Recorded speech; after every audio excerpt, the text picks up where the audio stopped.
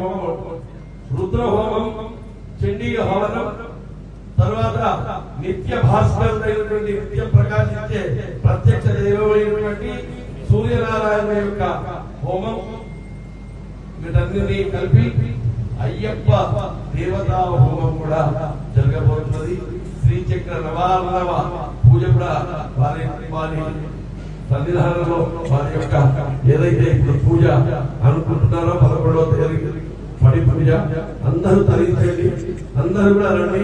ఒక కన్యస్వామి పిలిస్తేనే రావాలని కాదు, పిలవకుండా ఆ శబ్దం వినిపించినా మనం అక్కడ ఉపస్థితి అయ్యే ప్రయత్నం చేయాలి. ఇది మరి ప్రేమ్ సాగర్ స్వామి ఒక అద్భుతమైన పూజ మనందరం కలిసి చేద్దామని ఒక సంకల్పం చేసుకున్నారు.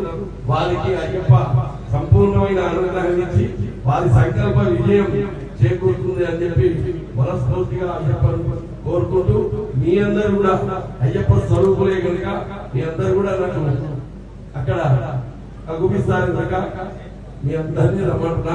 ఇంకొకటి హిమాలయాస్ నుంచి పోయి మహాప్రసాదంగా మారుతుంది. దయచేసి ఇటువంటి చిన్న చిన్న విషయాలని మన సనాతన హిందూ ధర్మంలో చెప్పకనే మనకు అన్ని ప్రయోజనాలు చేకూర్చేటువంటి ప్రక్రియలు సాంప్రదాయాలు మన పూర్వీకులు మనకు స్వామి అందుకే వాళ్ళతో ఎక్కువ కూడా మాట్లాడతాని శాస్త్రం చెప్తున్నది. వారి యొక్క ఉగ్ర రూపం కానీ వారి యొక్క ఉద్వేగం కానీ చూడకుండా వాళ్ళ శాస్త్ర స్వరూపంగా చూస్తే అఘోరుడు, ఘోరం కాని వాళ్ళు అఘోరు, ఘోరం కాని వాళ్ళు ఎవరు? అఘోరు. ఎవరు? పరమశివుడు. అఘోరేభ్యో ఘోరేభ్యో ఘోర ఘోరేభ్యః. అందరం కూడా మరి ఏ పూజలు కానీ దయచేసి సకాలంలో మనం వస్తే ఇక్కడ పంచామృతం అంటే ఫ్రూట్స్ సాలెడ్ మనందరం తయారు చేసుకునే పంచామృతం.